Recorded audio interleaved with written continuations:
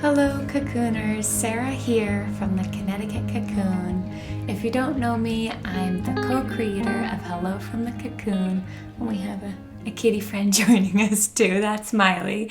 I've created Hello from the Cocoon with my dear friend Lori Aman, who I've been friends with since childhood.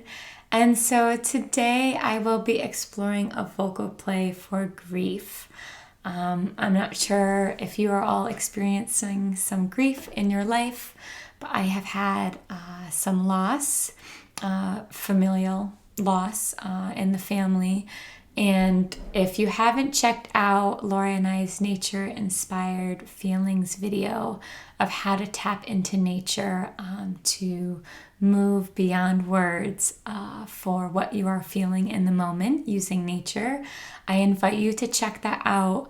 I have used Nature Inspired Feelings for a variety of times in my life, but I also share it with my daughters, and this loss in the family was a perfect time to share that. And I just wanted to share a little bit with you what we experienced. So a lot of times it's hard for my little ones and even myself to give what we're feeling a word that really taps into the feel.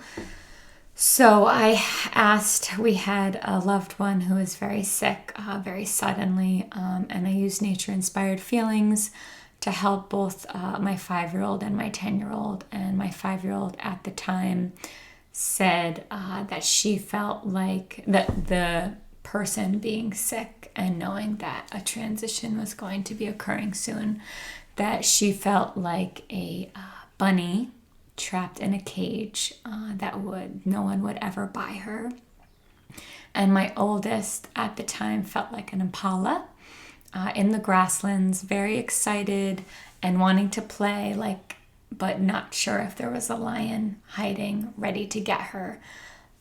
So that experience really helped me to understand how they were feeling with the process. I shared mine as well. I was a big mama blue whale, just trying to hold her calves and be there as we slowly swam underwater in very calm seas. So I just wanted to share that with you. And another time we used Nature Inspired Feelings was after the passing of a loved one, that same loved one. And just for some shares, we had another family member felt like they were a squirrel that had hidden all their acorns but couldn't find them. And my oldest was, at the time that she learned about the death, a kangaroo hop. So just the hop itself, she said she was up and down and up and down and up and down. And my youngest shared that she was a tortoise just slowly melting into the earth. So I just feel like this gives me just a beautiful tool to feel how my children are feeling, and it opened up space for us to move energy and know how we're all doing during this huge family transition. And if you have any shares that you have tried out Nature Inspired Feelings and what has occurred, or any insights you have, especially on a topic as big as loss and grief, I would love to hear about it. And so today we're going to vocal play. We're going to vocal play grief. And it is inspired by some nature messages. I've had 3 come in for grief. 2 were animal sightings during the day. And the 3rd one, actually, I did not see, but a loved one, a family member saw. So I'm going to just bring that in. So one was a bat fluttering over a meadow during the day. Another was a raccoon wandering on the side of the road during the day as well. And the third was dolphins. So on a trip that we were on. And when I researched a little bit about these three animals, they all gave the same message of bringing someone from life and journeying them into death, which I thought was perfect for what our family was going through. And Bat and Raccoon, especially seeing them during the day, I'm sure a lot of you were thinking, oh, rabies. Don't worry, I was in my car. But that oddness of it, to me, is like a bigger message of like seeing something that's a little bizarre, a little odd. And yeah, when I looked up Bat and Raccoon, both of them are animals that are misunderstood.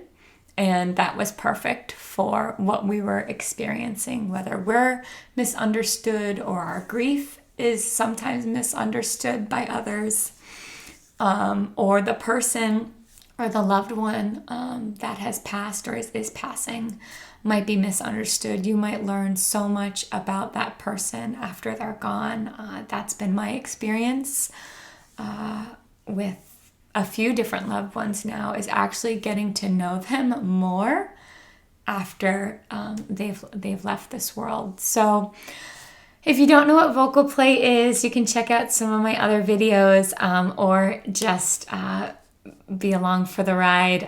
But basically, we're just giving grief a sound today, and you are welcome to receive this sound or copy the sound or sing along the sound with me, or create your own for your own grief. So I'm going to just be doing it in the moment today. Here we go.